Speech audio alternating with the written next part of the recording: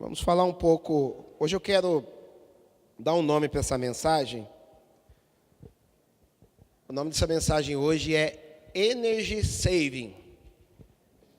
Energy Saving, para quem não sabe, é uma tradução, traduzindo para o português, quer dizer economia de energia. Tá? Vamos falar um pouco sobre isso. Mateus 25,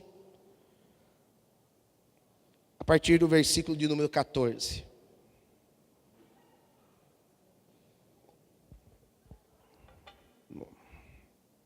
Diz assim. Vamos começar a partir do verso 13. Vigiai, pois, porque não sabeis o dia nem a hora. Pois será como um homem que, ausentando-se do país, chamou os seus servos e lhes confiou os seus bens. A um deu 5 talentos, a outro 2, e a outro 1, a cada um segundo a sua própria capacidade, e então partiu. O que recebera 5 talentos saiu imediatamente a negociar com eles, e negociou outros 5. Do mesmo modo, o que recebera 2 ganhou outros 2.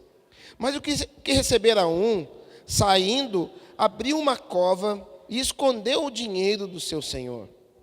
Depois de muito tempo, voltou o senhor daqueles servos e ajustou conta com eles.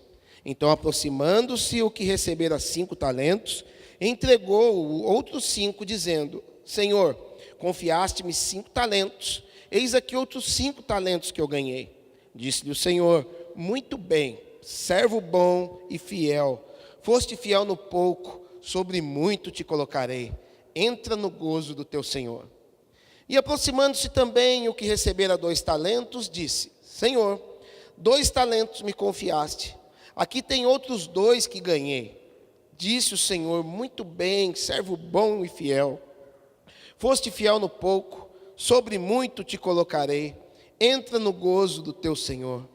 Chegando por fim, o que recebera 1 talento, disse: Senhor, sabendo que és homem severo, que ceifas onde não semeaste, e ajuntas aonde não espalhaste, receoso, lembre bem disso, receoso, escondi na terra o teu talento. Aqui tens o que é teu. Respondeu-lhe, porém, o Senhor: servo mau e negligente, sabias que ceifo aonde não semeei, e ajunto aonde não espalhei? Cumpria, portanto, que entregasses o meu dinheiro aos banqueiros, e eu, ao voltar, receberia com juros o que é meu. Tirai-lhe, pois, o talento, e dai ao que tem 10, porque a todo o que tem se lhe dará, e terá em abundância. Mas o que não tem, até o que tem lhe será tirado. E o servo inútil, lançai-o para fora, nas trevas, ali haverá choro e ranger de dentes. Aleluia. Feche seus olhos, vamos orar. Pai, em nome de Jesus, nós queremos te agradecer, nós queremos te louvar, nós somos dependentes de ti, meu Pai. Em nome de Jesus, nós clamamos, nós te bendizemos e pedimos que a tua presença seja real e nos transforme e nos dê graça, porque nós precisamos de ti. Nós precisamos da tua presença, da tua graça, porque tu és maravilhoso e somente tu pode revelar a tua palavra a nós. Pai, abençoe esse ambiente, abre os corações, que nenhuma distração venha tirar o entendimento do teu povo, que os teus anjos acampem nesse momento ao redor desta casa, impedindo corações fechados, derrubando fortalezas e fazendo com que o teu nome seja glorificado. Pai, nós te amamos, em nome de Jesus. Amém. Amados, hoje eu quero falar sobre o Energy Saving. Que quando você já viu o Energy Saving alguma vez na tua vida. Os aparelhos mais modernos, ele vai ter essa função. Que é quando Por exemplo, um computador, você está usando o seu computador ali, mexendo no mouse. Daqui a pouco você tem que fazer alguma tarefa. Então, você sai e o computador fica sem uso durante alguns minutos a qual você determinou.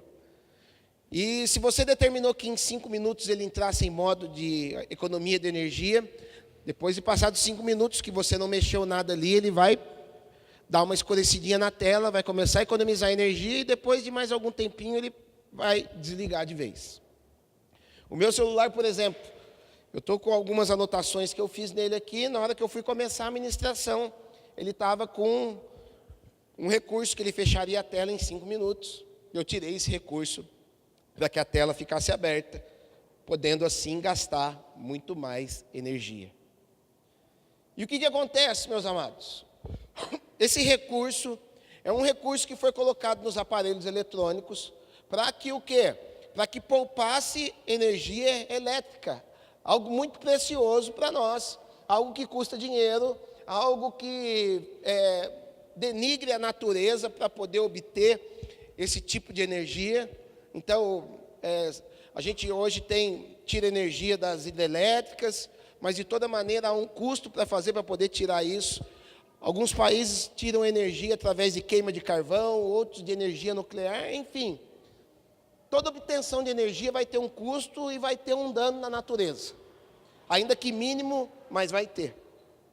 E sabe, meus amados, eu estava orando a Deus esse dia e Ele me deu essa revelação, mostrando que muito daquilo que nós temos perecido, muito daquilo que nós não temos usufruído, daquilo que a cruz nos deu, muito daquilo que nós não temos vivido com Deus, é porque muitas vezes nós, como seres humanos, nós entramos num estado de economia de energia.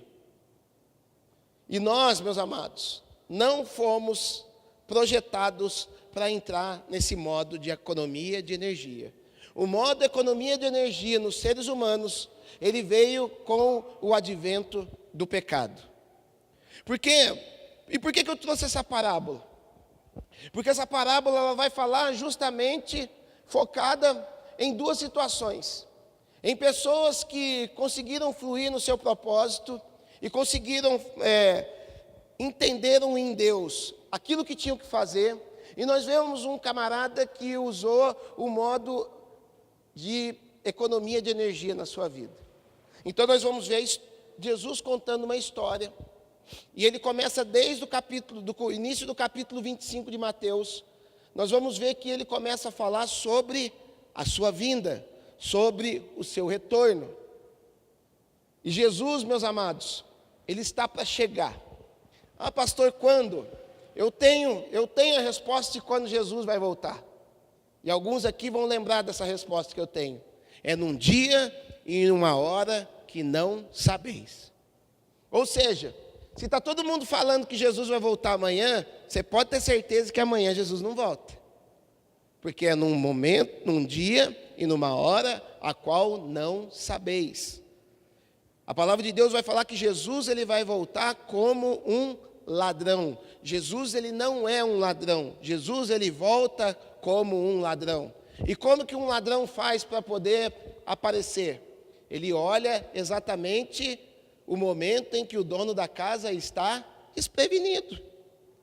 Quando que a gente vê essas imagens de câmeras, né? Quando você vai assistir aqueles programinha, Cidade Alerta, tem esses, nem sei o nome desses programas, tem o outro lá, o Bate, é tudo um negocinho de câmera filmando lá, vendo as desgraças acontecendo. Então o que acontece? Lá vai filmar que a família está toda chegando em casa, tranquilinha com o carro, todo mundo desprevenido. O ladrão percebe que eles estão desprevenidos e vem e sorrateiramente assalta. E ele assalta para quê? Para roubar algo precioso. Ou seja, Jesus, ele vai vir no momento em que você não espera, para poder buscar aqueles que têm o quê? O selo do Espírito, que faz com que você seja considerado precioso diante de Deus. Você não é precioso diante de Deus porque você tem um olhinho verde, porque você tem cabelo liso, Hoje eu estou até num patamar, não é nem cabelo liso, se você tem cabelo, você já está melhor que eu. Mas não é por isso que Jesus te considera precioso. Ele te considera precioso porque há um selo do Espírito Santo dentro de cada um que profere o nome de Jesus. Cada um que crê em Jesus Cristo, ele é selado com o Espírito Santo. Independente se você é batizado ou não no Espírito Santo, você tem o selo do Espírito. Isso faz com que você seja precioso. Então Jesus, ele vem na hora que o povo não estiver atento e vem buscar aquilo que lhe é precioso. Só que enquanto ele não vem, ele vai falar das 10 virgens, 5 loucas e 5 prudentes, que também nós vamos ver, depois eu vou mostrar para você que tem tudo a ver com a economia de energia. Mas focando no texto que nós acabamos de ler, ele vai falar que um homem, olha lá, pois um homem que, ausentando-se do país, chamou os seus servos. Ou seja, ele não chamou qualquer pessoa. Ele chamou aqueles que eram seus. Quem não era reconhecido como servo daquele Senhor não entra nessa história. Então aqui nós estamos falando daqueles que creem em Jesus Cristo. Aqui é uma parábola. Nós vamos ter que fazer algumas analogias. Então, ele vai diante desses seus e vai falar que ele o quê? Lhes confiou os seus bens. Ou seja, não é eu chegar para a Dani aqui, por exemplo, e confiar meu celular para ela. Por quê? Porque o celular não é, ele é um bem meu, mas ele não faz parte de tudo aquilo que eu tenho. Então aqui ele está falando que conferiu, não está falando todos os seus bens, mas está falando de conferir os seus bens. Ou seja, nós vamos entender que é muita coisa que ele tinha, ou até mesmo tudo. Ele deixou tudo que ele tinha na mão dos seus servos. E vai falar que quando ele deixa tudo na mão dos seus servos, ele deixa segundo a capacidade que cada um tinha. O que é capacidade? Quando você está na escola, no 3º ou no 4º ano, você vai aprender de quê? De litro, decilitro, que vai chamar lá na escola de quê? Medidas de capacidade. Então essa garrafa, ela tem a capacidade de abrigar 500 ml de água. Então, se fosse na parábola dos talentos, se nós fôssemos uma garrafa e fôssemos essa garrafa, nós estaríamos recebendo 500 ml de água. A gente sabe que tem garrafas que são menores. Então, ela vai receber uma quantidade menor de água, porque ela não tem capacidade para isso. Parábola dos talentos, meus amados. O talento que está falando aqui, não é os dons que você tem. Porque eu já vi gente pregando, falando, achando que esse talento aqui, é igual o camaradinho que fica no semáforo, jogando bolinha para o ar. Aí você vai falar, nossa, o cara é talentoso, ele sabe jogar bolinha e fazer um malabarismo lá. Não é. Talento aqui está falando de uma medida monetária. Um talento, nas escrituras, valiam aproximadamente 40 quilos de ouro ou de prata. Estamos falando aqui de uma boa quantidade de ouro. Imagine quase um saco de cimento de ouro. Se alguém tiver com o Google aberto aí, vê para nós aí, quanto que vai valer 1 quilo de ouro. E a gente vai fazer as contas, que eu não me atentei para ver isso aí para vocês, mas é uma graninha boa.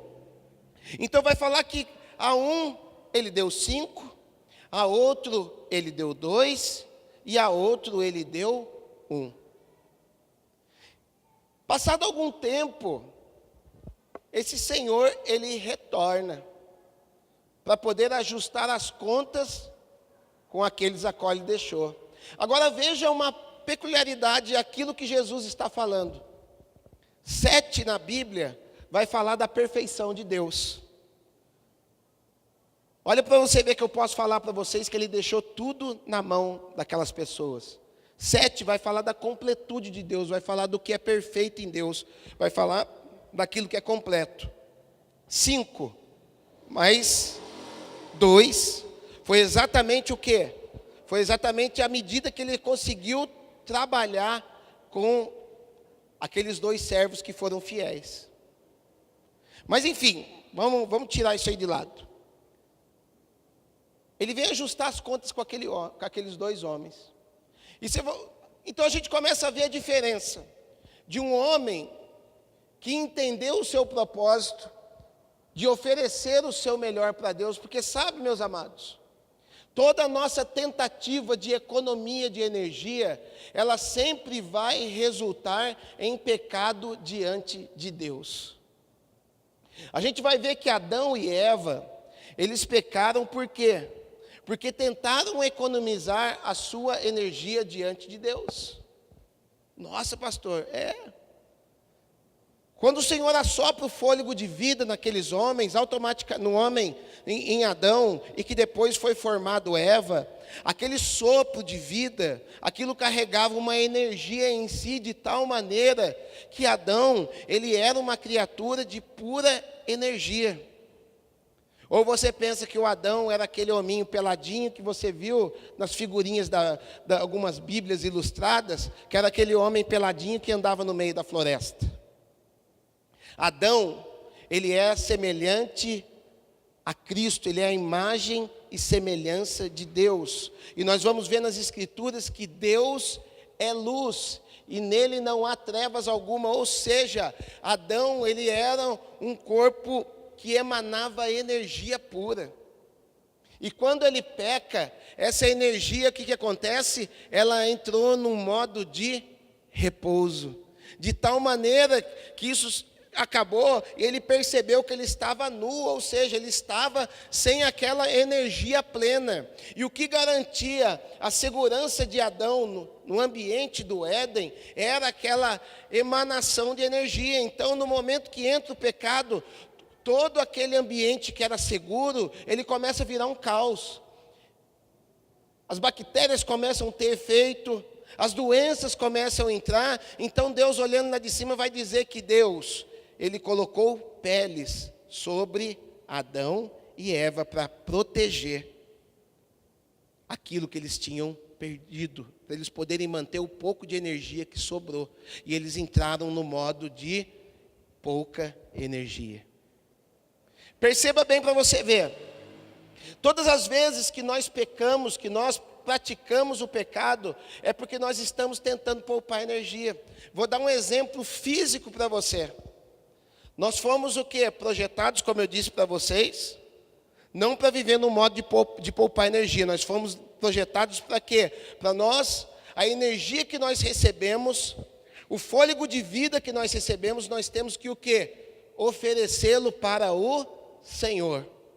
E oferecer para o Senhor, meus amados, não é, eu vou ficar o dia inteiro cantando para o Senhor, vou ficar o dia inteiro lendo Bíblia, não. Oferecer ao Senhor é aquilo que Paulo vai dizer lá em 1 Coríntios 10 e 31, que ele vai falar: quer comais, quer bebais, quer fazer qualquer outra coisa, fazei tudo para a glória de Deus. Ou seja, quando você gasta a sua energia para que Deus seja glorificado, com certeza você está fazendo um bom uso daquilo que Deus investiu na tua vida. O papo vai ser meio cabeça hoje, mas você vai entender que o negócio é louco, aquilo que Deus revelou para mim. Então, todas as vezes que a gente tenta reter essa energia na nossa vida, a gente entra em pecado. Vou dar um exemplo para você. Como nós fomos projetados para gastar energia, e o pecado ele trouxe sobre nós o que? Um modo de poupar energia. Percebe para você ver, todas as vezes que você tenta pegar firme na academia, o que acontece? O Adão que perdeu a energia que está dentro de você, o Adão que quer operar no modo de pouca energia, ele fica o quê? Você tem que ir na academia mesmo? Por quê? o pecado que está dentro de nós, a força do pecado que ainda não foi submetida a Jesus, vai fazer com que a gente tenha a tendência ao quê? A não querer ir na academia. E não querer ir na academia, o que que é? Um modo de você poupar a sua energia para você, teoricamente, usar em outra coisa. Mas qual que é o problema disso? O problema é que você não usa em outra coisa. Então, o tempo que você não foi na academia, você ficou sentado no sofá da tua casa, assistindo eu não sei nem programa lá de TV, que eu não assisto na televisão. Fica lá assistindo o YouTube lá, por exemplo, Netflix. Agora o vício da galera é Netflix. Você fica na sua casa assistindo série. O que aquilo fez com que você gastasse energia? Nenhuma. Aquela energia não gasta, fez o quê? Acumulou aqui na onde? No seu barrigão. É ou não é? Detalhe, essa energia acumulada no seu barrigão, ela vai começar o quê? Vai começar a produzir outros efeitos maléficos para o teu organismo. Então, com isso, você não vai ficar apenas com a barriga grande. Você vai ter diabetes, você vai ter veia entupida, você vai ter Alzheimer, você vai ter AVC. Eu gosto muito de estudar isso aí. Estudos recentes mostram que Alzheimer, AVC, é tudo falta de prática de energia. É principalmente por causa de consumo de açúcar. E o açúcar acaba acumulando gordura e desenvolvendo jogando algumas substâncias no teu cérebro para você ficar esquecidão. Ou seja, fruto de uma atitude, de um modo de acúmulo de energia. Aquilo começa a fazer mal para você. Energia acumulada faz mal para nós, meus amados, porque nós somos chamados pelo Senhor para gastar a nossa energia para a honra e louvor do nosso Deus. Todas as vezes que eu consigo me dispor a buscar ao Senhor, de tal maneira que a minha energia seja gasta, para que o nome dEle seja glorificado, algo vai começar a mudar dentro de você. Então você vai ver a pessoa que ela vai para a academia, esse eu vou falar do meu caso. Porque o certo é você ir para a academia e comer menos. Mas como eu sou gordinho, eu vou para a academia para poder comer e ficar sossegado. Então o que gasta num lugar eu reponho no outro. Então a turma fica olhando para mim e fala, cara, o dono da academia, ele olha para mim e falou, faz uns 3 anos que você está aqui, né? Falei, faz. Ele, mas você não mudou nada, cara. Não mudei nada, cara. Por quê? Porque o certo é, além da academia, você comer menos para que o negócio faça efeito. Mas como eu gosto de comer, então eu tiro de um lugar e põe no outro. Menos mal. Menos mal. Por quê? Porque quando você já entra num processo de gastar a sua energia, aquilo que entra, porque vai falar que as misericórdias do Senhor se renovam a cada dia. O que são as misericórdias do Senhor? É uma nova dose de energia sobre a tua vida. É o Senhor carregando a tua bateria, tanto espiritual como física, para que aquele novo dia você venha glorificar o nome dEle. Então, como ela se renova todo dia, se você no final do dia tiver gasto aquilo que o Senhor investiu na tua vida, você já está bem. Isso vai fazer o quê? Vai fazer com que você pode até não mudar a forma do teu corpo, mas quando você vai fazer os seus exames, você vai ver que os seus exames estão bons. Esse dia eu fiz os meus exames, está tudo belezinha, está ótimo. Falta o quê? Melhorar um pouco a barriga. Mas para isso eu tenho que me esforçar um pouco mais. Então, todas as vezes que a gente tenta reter aquilo que o Senhor deposita na nossa vida, nós vamos cair em pecado. Então, Adão e Eva não gastaram a sua energia em quê? Em cumprir um mandamento do Senhor, por isso que eles pecaram. Porque o Senhor deu um mandamento para eles, falando assim, de todas as árvores do jardim comereis.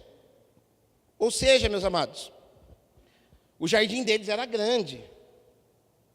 Então, eles não moravam no Éden, eles moravam num jardim. Oxe! Eles moravam num jardim que foi plantado dentro de um lugar chamado Éden.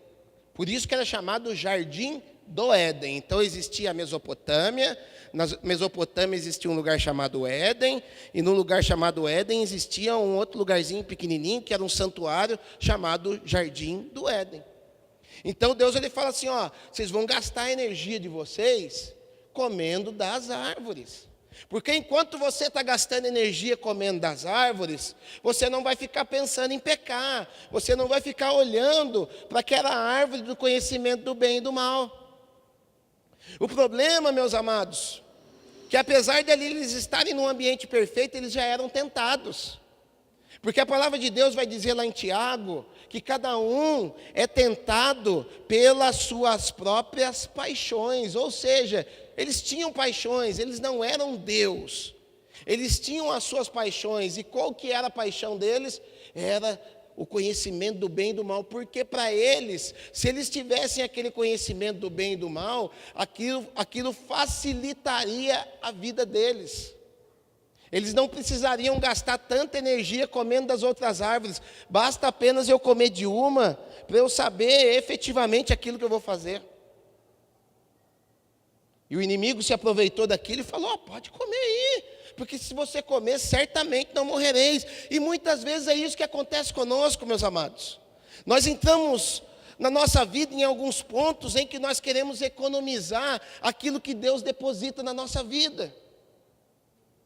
Já parou para pensar quando que um camarada ele vira avarento? Vamos falar de dinheiro. Quando um cara vira avarento? Quando ele começa a reter os recursos que Deus proveu para a vida dele. Porque Deus fez de nós, meus amados, Deus nos projetou para que a gente seja um rio, e não para que a gente seja um estoque de alguma coisa. A gente vai ver a diferença disso aonde? Na geografia ali de Jerusalém. Ali vai ter um rio Jordão, que ele é fruto de o quê? De uma geleira que se derrete num monte chamado Monte Hermon. As águas que alimentam Jerusalém são assim, o Monte Hermon ele se derrete, e na hora que ele derrete, ele forma um rio chamado Rio Jordão. E o Rio Jordão, ele vai o quê? Ele vai desaguar onde? Lá no mar da Galileia, que não é mar, é um grande lago, que esse lago vai desaguar em outros lugares. Agora, veja a diferença do Mar Morto. O Mar Morto é um braço do Jordão que deságua naquele lago. Só que aquele lago ele não distribui, ele só retém. Então, qual que é a energia que chega naquele água? Então, a água é um material energético que chega naquele lugar. A água chega no Mar Morto e do Mar Morto fica. Por isso que recebeu o Mar Morto. O nome Mar Morto, porque ali nenhuma criatura viva sobrevive naquele lugar. Tamanho é a quantidade de sal e tamanha a quantidade de bactérias que tem naquele lugar. Por quê? Porque ele não compartilha aquilo que recebe. Ele não deixa fluir a energia que passa sobre a vida dele, sobre o ambiente dele. Aquilo faz com que ele seja morto. E isso que acontece com as nossas vidas, meus amados. Deus nos projetou para que tudo aquilo que nós recebamos, pelo fato de nós confiarmos no nosso Pai, a gente ter condição de o quê? De ofertar aquilo que veio nas minhas mãos. Quer seja dinheiro, quer seja tempo, quer seja energia, quer seja dos dons que Deus colocou sobre a tua vida. Sabe, eu sempre gostei de estudar a palavra. E no começo da minha caminhada, sabe o que eu fazia? Eu começava a estudar. E às vezes via alguns vídeos de alguns mestres, algumas coisas, e eu recebia umas revelações. Sabe o que eu fazia?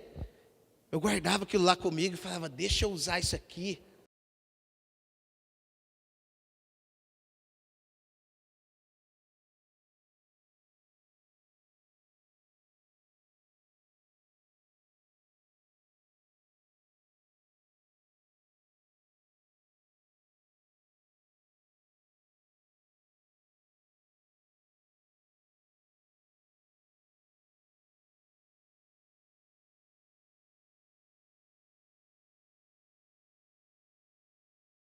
Ele falou, cara, eu estou te dando essas revelações para que você distribua. Para que você possa distribuí-la tanto com o microfone na mão, como numa conversa de café com quem você estiver sentado. E quando eu comecei a distribuir isso, o Senhor começou a me dar mais e mais. Por quê? Porque essa é a energia que Deus estava me dando. Porque senão eu estava me tornando o quê? Um obeso espiritual. Eu estava me tornando um doente espiritual. Ei, meus amados, tudo aquilo que você receber de Deus, por mais que você esteja recebendo do Pai, se você não fizer com que aquilo ande para frente, se aquilo não for distribuído e não ter bom uso nessa terra, aquilo vai fazer com que você se torne doente. Então a gente vai ver homens sadios como esses, que receberam 5 talentos. E olha a diferença para um cara sadio, de uma pessoa que está sadia em Deus. Quando Deus veio ajustar as contas, o camarada que recebeu 5 talentos, você não vai ver em nenhum momento o seu Senhor chamando ele para alguma coisa. Por quê? Quem está fluindo naquilo que Deus deposita na vida dele, ele mesmo tem o prazer de se achegar a Deus, porque ele sabe que está sendo agradável ao Senhor. Então vai falar que na hora que ele chega, aquele cara já correu, ele catou os outros 5 talentos dele e falou assim, ó Senhor, está aqui os outros 5, olha o que ele vai falar. O que recebera 5 talentos saiu imediatamente a negociar com eles, ganhou outros 5, tal, olha lá. Então, aproximando-se o que recebera 5 talentos, entregou outros 5, dizendo, Senhor, confiaste-me 5 talentos, eis aqui outros 5 talentos que ganhei. Sabe, meus amados, quando a gente consegue dispor nas mãos do Senhor aquilo que Ele depositou na nossa vida, sabe, a gente não fica com falsa humildade, dizendo que aquilo foi o Senhor que deu. Porque sabe, meus amados, há uma falsa humildade no meio evangélico, que fala assim, ai, eu ganhei o carro que eu tenho, o Senhor me deu. O Senhor não te deu o seu carro, você conquistou o seu carro. Com aquilo que o Senhor depositou na tua vida, sim, mas você trabalhou para o teu carro. Sabe por quê? Porque esse pensamento é diabólico. Porque pessoas que muitas vezes creem que foi o Senhor que deu o carro para você, são pessoas que muitas vezes ficam paradas, esperando as coisas acontecer. Aí você vai perguntar para ele, cara, por que você não tem um emprego? Por que você não tem um carro? Ah, o Senhor não me deu ainda, cara. O Senhor não vai te dar se você não mover aquilo que Ele está depositando na tua vida. O Senhor não vai colocar nada na tua mão se você não estiver alinhado com o propósito de Deus. Então outro dia o cara veio assim, eu vi um camarada pregador, ele contando, que o cara chegou no final do culto e falou, pastor, ora pelo meu carro que Deus deu para mim. Aí o pastor foi lá com a maior boa vontade, né? Colocou a mão no carro, Senhor abençoa, livra ele de acidente, tal. Aí na hora que ele terminou de orar, o cara arrancou um carnezão desse tamanho e falou, pastor, ora pelo carnê agora. Ele falou, cara, então peraí, você está falando que Deus te deu o carro. Agora você vem falar para eu orar pelo carnê, então Deus não te deu o carro. Pô, que Deus, cara, vai dar carro com carnê. Ó, te dou o carro, dou um carnê junto. Não, ou dá. Não foi Deus que deu. Então a gente tem que parar com esse pensamento, porque é uma falsa humildade. O Senhor não te deu, o Senhor te deu energia para você buscar os seus objetivos. Nós temos que parar de ser uma geração que fica sentado esperando Deus fazer. Há coisas que Deus não vai fazer por você, é você que vai ter que buscar recursos no Senhor, para que você possa fazer. Então esse camarada aqui, ele é diferente. Ele fala, está aqui os 5, pai, que eu ganhei. Você investiu em mim, O Senhor investiu. O que o Senhor deu para ele? 5 talentos. Mas o que ele ganhou? 5 talentos. Então 5 é de Deus, 5 é dele. Só que sabe, meus amados, quando a gente entende quem é o Senhor na nossa vida, quando verdadeiramente Ele é Senhor da nossa vida, a gente não tem problema nenhum de pegar aquilo que nós ganhamos e colocarmos aos pés do nosso Senhor Jesus. Porque a gente entende que o Deus a qual nós servimos, Ele é um Pai amoroso que cuida de nós e que não vai deixar com que nada falte na nossa vida. Lembra? Quando o João ele sobe lá em Apocalipse, no capítulo número 5, vai falar que naquele momento, quando ele olha aquela visão, ele vê 24 anciãos ao redor do trono de Jesus. E vai falar que aqueles 24 anciãos, eles tinham coroas nas suas cabeças. E aquelas coroas, no momento que Jesus se manifesta, eles pegam as suas coroas e jogam aos pés do nosso Senhor. Cara, sabe o que são aquelas coroas? São o quê?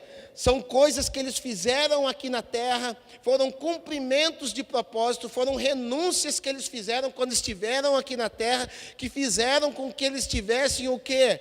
Que eles tivessem uma capacidade de reino, que eles tivessem uma mentalidade de reino. Coroa vai falar de reinado, coroa vai falar de governo.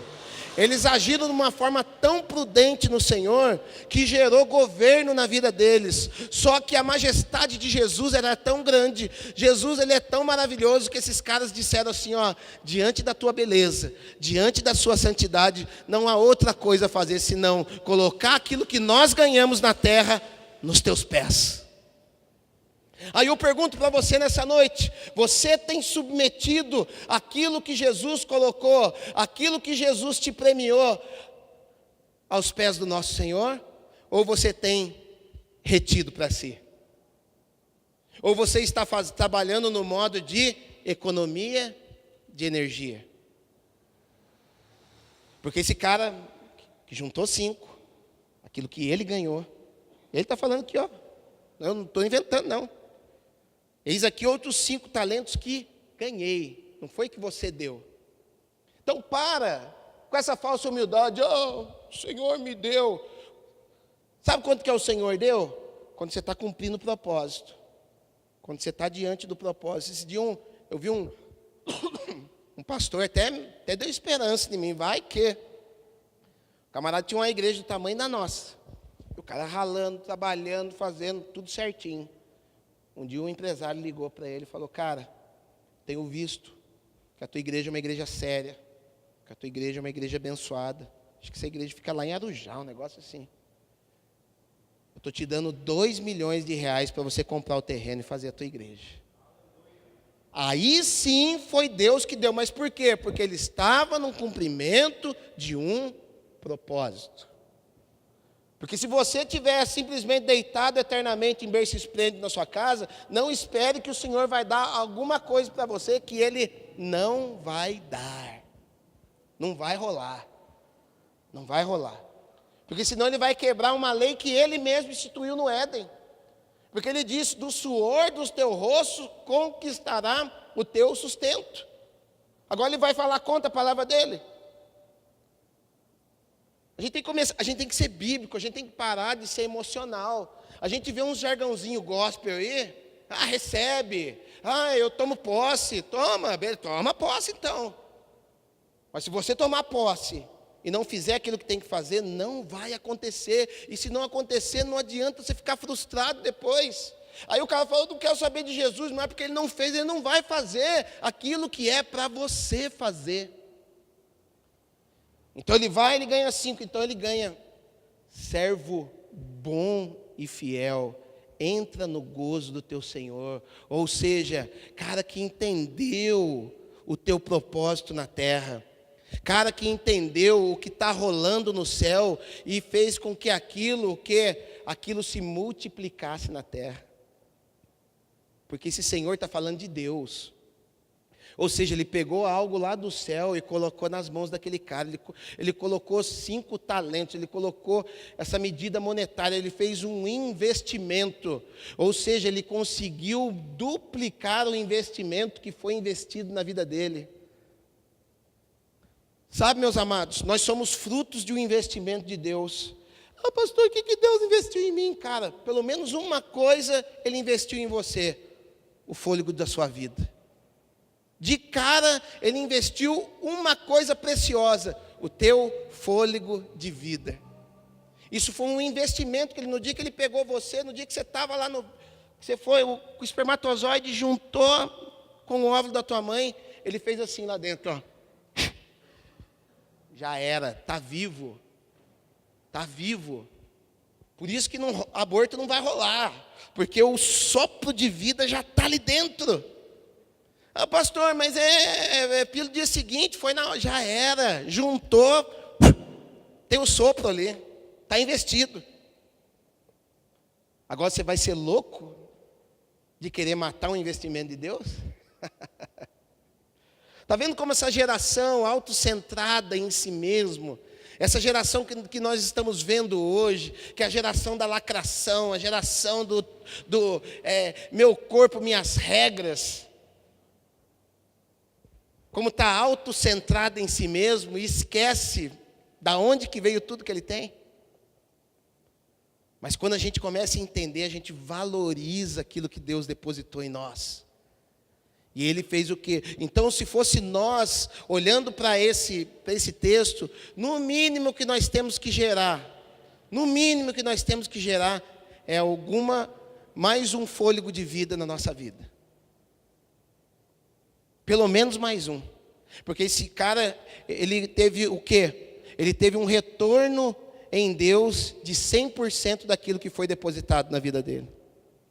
Ou seja, você é uma vida ganha para Jesus. O mínimo que você tem que conseguir nessa terra é fazer com que mais uma vida seja ganha para Jesus. É investimento, é uma alma. Se você, como uma alma, foi ganha para Deus, você no mínimo tem que ganhar mais uma alma para Jesus. Se você nunca ganhou uma alma para Jesus, você está em débito com o Pai. Você está na dívida. E sabe qual é o problema quando nós estamos na dívida? Nós passamos a ter medo de Deus. Gente, está cheio de gente que está com medo de Deus. Por quê? Porque todas as vezes que eu não correspondo ao meu propósito, porque o propósito ele está dentro de você aí, só precisa ser manifestado, Ele já depositou. Pastor, qual que é o meu propósito? Vai buscar no Senhor, mas já está dentro de você. Porque lá no Salmo 139, verso de número 16 em diante, ele vai dizer assim: tu me conheceste ainda informe. Ou seja, não tinha forma ainda. E no teu livro, todas estas coisas foram escritas, sem que nenhuma delas ainda houvesse acontecido. Ou seja, Deus já te conhece ainda antes do óvulo e do espermatozoide terem se juntado. Ele já tinha um plano, ele já tinha uma prateleira lá com o teu nome escrito e com um plano para a tua vida. No momento em que o espermatozoide junta com o óvulo, ele sopra o sopro de vida e com aquilo já vem o quê? Já vem uma programação, já vem um setup, já vem algo escrito para que você possa cumprir o teu propósito. Só que lembre-se bem, isso não é um determinismo. Isso não é o que vai acontecer na tua vida. Isso é depositado um propósito. O propósito o que é? Um plano estabelecido por Deus para que você vá bem nessa terra. Você só vai ir bem nessa terra se você cumprir o plano que Deus tem para a tua vida. Se você tentar cumprir o plano que Deus tem para a minha vida, você vai falir. Por isso que é muito bom, meus amados, a gente conhecer a Deus, para que a gente saiba quem nós somos no Senhor. Porque não adianta você querer me imitar e não adianta eu querer imitar você. Porque por mais que o plano que Deus tenha para você seja excelente, não é o plano para a minha vida. Porque todas as coisas que Deus tem para você estão conectadas ao plano que Ele tem para a tua vida. Você só vai conseguir ser feliz se você se conectar ao plano que Deus tem para a tua vida. Tudo aquilo que Deus tem de bom está conectado com o propósito que Ele tem para a tua vida. Isso é muito louco. Então esse cara, ele devolve. E Deus fala para ele assim, ó, o Senhor dele fala: servo bom e fiel.